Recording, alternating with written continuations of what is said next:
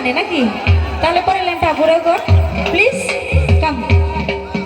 ও বন্ধু তুমি এ প্রাণ বুঝি। Thank you so much. আরেকবার আসি। ও বন্ধু তুমি